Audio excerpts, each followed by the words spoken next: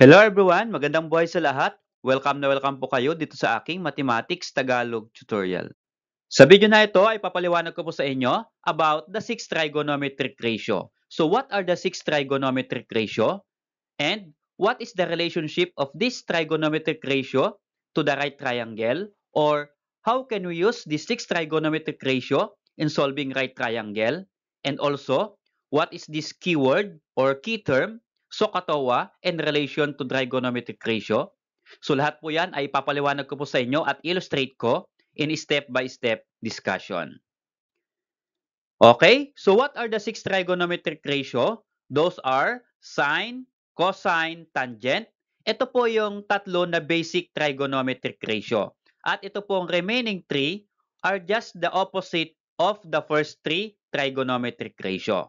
So ang opposite ng sine is cosecant, ang opposite ng cosine ay secant, ang opposite ng tangent ay cotangent. At ito po yung kanilang mga abbreviation. Ang abbreviation po ng sine is sin, cosine is cos, tangent is tan. For cosecant, CSC, secant is sec, and cotangent is cot. So ano po itong trigonometric ratio na ito? Ito po ay formula in solving right triangle. Okay? So ang pwede lang pong isolve ng trigonometric ratio ay right triangle. Hindi po niya kayang isolve yung other kind of triangles. Okay, so let us say we have this right triangle ABC at meron po tayong given one angle and one side. So by using trigonometric ratio, we can solve the remaining sides and the remaining angle. So yan po yung kayang isolve ng 6 trigonometric ratio. At ano nga po ba yung formula na nare-represent ng 6 trigonometric ratio? Okay, so para maunawaan ninyo, I illustrate ko by using the figure. So this is right triangle ABC, right angle at C.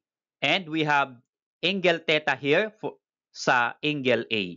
Okay, so sa ating three sides ay meron po tayong specific name with regards to angle theta. Ito pong longest side AB, ang tawag po dyan ay hypotenuse. Ang hypotenuse po is the longest side or ito po yung opposite ng right angle. Always, ang opposite ng right angle ay hypotenuse. Okay, so the remaining two sides with respect to angle theta, kapag ito po yung ating angle theta, yung harap po niya na side ay, ang tawag po dyan ay opposite. Kasi kaharap po ng angle. Okay? At yung remaining side na part ng angle, ang tawag po dyan ay adjacent. So ito po yung tatlong terms na kailangan nating i-bear in mind to understand the six trigonometric ratio. Again, hypotenuse, the longest side, or the opposite of right angle. With respect to angle theta, ito pong side na ito ay opposite at ito pong part ng angle theta ay adjacent.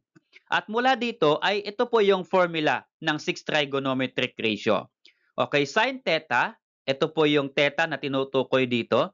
Sin theta is equal to opposite over hypotenuse. Ito po yung formula ng sine. Okay, opposite over hypotenuse. So, kapag ito yung theta, ito po ay opposite over hypotenuse. Ito po yung para sa sine. Kapag cosine naman ang isosolve natin, cosine theta with respect to this angle theta, the formula is adjacent over hypotenuse. Okay? So, cosine adjacent over hypotenuse. And for tangent theta, ay opposite over adjacent. So, ito po yung theta natin. Kapag tangent ang sosolve natin, ay opposite over adjacent. So, ito po yung three basic na trigonometric ratio. At yung tatlo, again, ito po yung opposite ng first three. Bakit ko po sinabing opposite? Okay, so yung opposite ng sine is cosecant. So kapag ang sine theta is opposite over hypotenuse, ang cosecant theta ay hypotenuse over opposite. So biniligtad lang po yung numerator and denominator. Okay? For cosecant theta, adjacent over hypotenuse. Okay? Ang opposite po niya ay secant. Babaltarin lang po natin yung numerator denominator magiging hypotenuse over adjacent. And also, for tangent, opposite over adjacent. Ang cotangent naman ay adjacent over opposite. Kaya kung alam po ninyo yung first three na basic trigonometric ratio, ay alam na rin po ninyo itong kanilang opposite. Okay? So, ito po yung anim na formula or anim na trigonometric ratio. Okay, so napakarami pong formula. Itong first three ang isa sa ulo natin. Para maisaulo po natin ito, ay naglagay po tayo ng keyword or mnemonic term para hindi natin makalimutan yung formula. Okay, or to memorize the formula easily. Ito pong keyword na ito ay SOHCAHTOA. So ano po yung ibig sabihin ng SOHCAHTOA? S for so stands for sine, C, K stands for cosine, and sa TOA, T stands for tangent. Okay, so for sine, OH, ito po yung kasi, sine theta S is equal to opposite over hypotenuse. Ito po yun, OH, opposite over hypotenuse. Kaya, so, sine is equal to opposite over hypotenuse. Okay? And then for K, AH. Okay? For cosine, K, AH, adjacent over hypotenuse. So, yun po yung ibig sabihin ng AH sa K. And then sa TOA naman, again, tangent. At ang OA naman ay yan yung opposite over adjacent. Okay. So, ito po yung keyword natin para hindi natin makalimutan itong formula. At again, balik tayo. Ano po yung ibig sabihin ng theta sa ating right triangle? So, yung theta is a symbol used to represent angle. Okay? So, yung theta po ay symbol para i-represent natin yung angle of this triangle. Okay, so let's try to use the 6 trigonometric ratio to solve this right triangle. Okay, so sa right triangle, ito po yung ating given. Okay? So we have AB is equal to 5, this side AC is equal to 3, and this side BC is equal to 4. At ito po yung ating tinutukoy na angle. Okay? Nandito po sa angle A, and dito po yung angle theta. Now, we are going to solve the 6 trigonometric ratio. Okay? So, yung 6 trigonometric ratio, again, is a formula. Ito po yung ating keyword para memorize natin yung formula. SOHCAHTOA. Okay, unahin po natin yung first ratio, sine theta. Ito po yung ating theta. Okay, sine po yung ating kukunin. Okay? So, ang formula po ng sine theta is equal to so opposite over hypotenuse. Okay? So, mula po dito sa ating theta, ano po yung kanyang opposite? Ang opposite po niya ay ito. Okay? So, ang opposite po ng theta ay 4. So, ibig sabihin, 4 po ang ilalagay natin sa opposite. At yung hypotenuse naman, the longest side, ito po yung kaharap ng right angle, ito po yung 5. Okay? So, OH, opposite over hypotenuse, so 4 over 5. Okay, lagay po natin 4 over 5. So, yun po yung sine. So, kung gusto po ninyo i-compute, i-divide lang po yan, magiging decimal. Okay? How about the second trigonometric ratio? Cosine. So, cosine theta, ito po yung ating theta. Again, ang cosine po ay K, AH, so adjacent over hypotenuse. Okay? So, kapag cosine po ang isusolve natin, ano po yung A natin with respect to this theta? Ano po yung adjacent? Ang adjacent po, ito po yung part ng angle. Yun po yung adjacent. So, ito po yung part ng angle theta. Ang measurement po niya ay 3. Okay? So, ang adjacent po natin ay 3. So, A is 3. At yung hypotenuse po natin, again, ito po yung longest side that is equal to 5. So, 3 over 5. So, yun po yung cosine theta. How about yung third one, tangent. So, tangent theta is equal to, ito po yung TOA. Ang tangent po ay OA, opposite over adjacent. Ito po yung O over A, opposite over adjacent. So, alin po ang opposite ng theta? Ito pong 4. At alin po yung kanyang adjacent? Part po ng angle, ito pong 3. So, 4 over 3. Okay? So, yan po yung kanyang tangent. Okay. How about if you're going to solve for the remaining opposite of the sine, cosine, tangent? For example, ang opposite ng sine ay cosecant. So, cosecant theta is equal to So, OH, yung sine, HO, yung cosecant. Okay, so babalikan lang po natin yung 4 over 5, magiging, ito po ay 5 over 4. So, that is for cosecant. How about cosine? Ang opposite po ng cosine ay secant. So, kapag ang cosine ay A over H, ang secant naman ay H over A. So, kapag 3 over 5, yung cosine, ito naman ay 5 over 3. And last, for tangent, OA, 4 over 3. So, ang kanyang opposite, cotangent, A over O, or that is equal to, interchange natin yung 4 over 3, magiging 3 over 4. So, ito po yung kung paano gamitin yung 6 trigonometric ratio. Okay?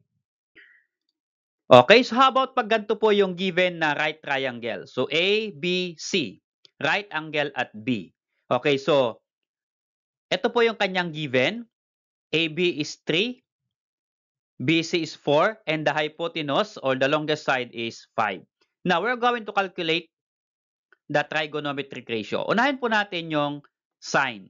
Okay? And by the way, ito po yung kanyang angle theta. So, sometimes, hindi po theta ang ginagamit sa pagko-compute. Okay? Ang ginagamit ay yung name ng angle. So, ito po ay angle C, kaya pwede pong sine angle C instead of sine theta. So, pwede po yun. Okay? So, sine angle C, ito po yung ating tinutukoy. Ito pong theta. Pag sinabing sine, again, ito po ay so. So, sine is equal to opposite over hypotenuse. So, ano po yung opposite ng theta or angle C? Ang opposite po niya ay 3. Ito po yun. Ano po yung hypotenuse? Ito po yung ating hypotenuse 5. So, 3 over 5. Yun po ay for angle C. Okay? So, that become 3 over 5. How about for cosine? So, cosine angle C, ito po ulit yung tinutukoy natin. Cosine angle C is equal to, ang cosine po ay ka, adjacent over hypotenuse, kaya A over H. So, ano po yung adjacent ng angle C? Ang adjacent po ay ito po yung part ng angle. Angle C, ito po yung part na side. So, that is 4. So, 4 po ang kanyang adjacent. At yung hypotenuse naman po ay ito pong 5. So, 4 over 5. So, that is for cosine, 4 over 5. How about for tangent? Again, tangent is TOA, opposite over adjacent. Okay, so tangent angle C is opposite over adjacent. So, ano yung opposite ng angle C? Ang opposite po niya ay 3. At ang adjacent po niya kasi O over A, opposite is 3, adjacent is 4. Again, adjacent is part of the angle 4. So, magiging 3 over 4. Okay, so to get the remaining other 3 trigonometric ratio ay babaltarin lang po natin itong first 3 ratio natin. Okay, so to master the lesson, let's have this activity. So we have this right triangle AMK or can be KMA. So ito po yung ating right triangle at ang measure po ng MA ay X, ang measurement ng AK is 13, ang measurement ng MK is equal to 5. Okay? At ito po yung different questions that we are going to answer. Number 1 question. Opposite of angle K is blank. So what is the opposite of angle K? So ang opposite po ng angle K, ito po yung angle. Ang opposite po niya ay ito po, X. Okay? So the opposite of angle K is X. Pwede rin pong side AM. Okay? Pero meron po tayong value dito na X, variable na X. So X lang na lang po ang gagamitin natin. Okay? Next, number 2. Adjacent of angle K. So what is the adjacent of angle K? So again, ito po yung ating angle K. So ano po yung adjacent ng angle K? So ang adjacent po niya, ito po yung side na part ng angle. Maliban po dun sa hypotenuse. Okay? So ito po yung side that is equal to 5. So ang adjacent po ng angle K, that is equal to 5. How about this number 3? The hypotenuse is blank. What is the hypotenuse? Ito po, ang hypotenuse ay always opposite ng right angle. So, ang hypotenuse po natin ay 13. So, number 3, 13. How about number 4? Opposite of angle A. So, ito naman po yung angle natin. Okay? Lagyan ko po ng mark. Ito naman po yung angle natin, angle A. So, what is the opposite of angle A? So, ang opposite po niya ay ito po, MK, or meron po tayong value. Yung value po ilalagay natin. Opposite of angle A, that is equal to 5. Okay? So, ito po yan. Now, how about adjacent of angle A?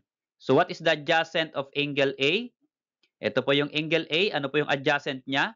Yung side na part ng angle. Okay? Ito po yung angle A. Ito po yung side na part niya. Okay? So, that is equal to X. Okay, so how about this activity? Find the value of other functions. Ito lang po yung ating given. Tangent angle C is equal to 6/8. Ang tanong, paano po natin ikakalculate yung other value or the value of other functions? Okay? Ang sinasabi po niyang functions, ito po yung other trigonometric ratio. So kung meron na po tayong tangent, ang wala po dyan ay yung sine, cosine. Ano po? At yung opposite nila, kagaya po ang opposite ng sine ay cosecant. Okay, so paano po natin i-determine yung value ng sine angle C mula po dito sa tangent angle C is equal to 6/8? Ano po kayo yung magiging sagot natin dito sa sine angle C? So hindi po natin masasagutan or makakalculate yung other value ng trigonometric ratio kung hindi po natin ito i-illustrate. Okay, illustrate po natin ito by using right triangle. So ito po yung ating right triangle. Okay? So nakalagay po diyan tangent angle C. So meron po tayong angle C. So ang angle po ay pwede lang pong ilagay sa dalawang angle na ito. Hindi po pwedeng ilagay dito sa right angle. Ano po? Ang tangent, sine, cosine ay dito lang po sa dalawang angle na ito. Ano po? Hindi po pwedeng again ilagay dito sa right angle. Kaya ito pong tangent angle C, maglalagay po ako ng angle C. Pwede po sa taas, pwede po dito yung angle C. So, ibig sabihin, ito po yung tinutukoy natin na angle. Okay? And then, para makuha natin yung other functions, yung other trigonometric ratio, ay ilalagay po natin itong value na ito dito po sa ating right triangle. Okay, so ano nga po yung tangent? Ano po yung formula ng tangent? Ang tangent po ay ito po, TOA. So tangent is equal to opposite over adjacent. So ibig sabihin, ito pong numerator na 6, lagay ko po dito ay opposite. At ito pong 8 na denominator, yan po ay adjacent. Okay? So tangent, TOA, is equal to opposite over adjacent. So ano po yung dito sa ating right triangle? Ano yung opposite ng angle C ng ating theta? Ano yung opposite niya? Ito pong side na ito. So ibig sabihin itong side na ito, ang measurement niya ay 6. So ilagay po natin yung 6. At ito pong adjacent, ano po yung adjacent ng angle C? Ito po yung side na part ng angle, maliban po sa hypotenuse. So ito po yung kanyang side. Okay? Ito po yung kanyang, the measurement is 8 rather. Okay, so yan po yung tangent angle C is equal to 6/8. So mula po dito sa ating right triangle, ito yung angle C natin. Ito yung kanyang opposite, 6. At ito yung kanyang adjacent, 8. Now, we are going to find sine angle C. Ito po yung angle C. Ano po yung sine? So, opposite over hypotenuse. So, ito po yung opposite ng angle C, 6. I-divide natin sa hypotenuse. So, wala po tayong hypotenuse dito. Again, paano po natin i-compute yung hypotenuse? So, gagamit tayo ng ibang concept, ibang lesson para ma-compute itong hypotenuse. Kasi wala po tayong hypotenuse. Kailangan po natin sa pagkuha ng sine yung hypotenuse. Okay. Since ito po ay right triangle at ang sinosolve po natin ay sides lang, pwede po natin gamitin yung Pythagorean theorem. So sa Pythagorean theorem, ang tawag po natin dito, again, the same with trigonometric ratio. Ito po ay hypotenuse. So h is equal to, ito po yung formula ng Pythagorean theorem. Hypotenuse is equal to what? Square root of the sum or the square of the sum of the two sides. Okay? Square lang po natin yung dalawang sides or dalawang legs ng right triangle. So 6 at 8, kaya 6 squared plus 8 squared. Then, kukunin po natin yung kanyang square root. Okay? So this become hypotenuse is equal to square root of what is 6 squared?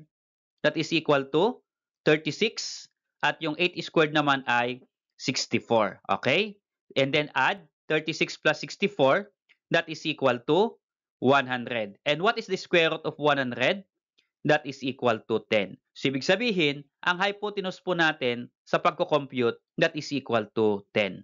Okay, so meron na po tayong measurement ng three sides of the right triangle. So, makukuha po natin yung other value or yung value of other function. So, unahin po natin itong sine angle C. So, ito po yung angle C natin. Again, ang sine po ay opposite over hypotenuse. Okay, ano po yung opposite ng C? 6. Ano po yung hypotenuse? 10. So 6 over 10. So ilagay po natin dyan, 6 over 10. So ito po yan. And then kapag ang nakuha po nating fraction ay pwede pong i-reduce, dapat i-reduce po natin. 6 over 10 can be reduced as 3 over 5. So sine angle C is 3 over 5. Okay? How about for cosine angle C? So ang cosine po ay adjacent over hypotenuse. Okay? Ito po yung C natin. Angle C ang tinutukoy natin. Ano po yung adjacent ng angle C? Ito pong 8. Okay? Ito po yung part ng angle C, adjacent. At hypotenuse, again, ito po ay 10. So 8 over 10 po para sa cosine angle C. Or, reduce to lowest term, 8 over 10 can be reduced sa 4 over 5. Tama po ba? So, ang common po dito ay 2. So, 8 divided by 2, 4. And 10 divided by 2, 5. How about C as C? So, ang opposite po ng sine is cosecant. So, kapag ang sine ay 6 over 10, babaltarin lang po natin ito. Okay? For cosecant. So, 6 over 10, dito naman po ay 10 over 6. Or, reduce to lowest term, magiging 5 over 3. Okay, so how about secant and cotangent? So, ang secant naman po, secant angle C, ang secant po ay opposite ng cosine. So, ang cosine po ay adjacent hypotenuse. So, ang secant naman ay hypotenuse over adjacent. So, ang hypotenuse po natin ay 10 at ang adjacent po ng C ay 8. So, magiging 10 over 8. Okay? Or, reduce to lowest term, 5 over 4. How about cotangent? Ang cotangent ay opposite ng tangent. So, ang tangent po ay TOA, opposite over adjacent. So, since cotangent, baltarin natin, adjacent over hypotenuse. So, ano po ang adjacent ng C? Angle C, ang adjacent po ay 8 at ang opposite po ay 6. So, magiging 8 over 6 or to lowest term, magiging 4 over 3. Salamat sa panood kaibigan. Kung umabot ka sa video na ito at nagustuhan mo, baka pwede namang i-click yung like at subscribe na rin kung bago ka pa lang po dito sa aking channel.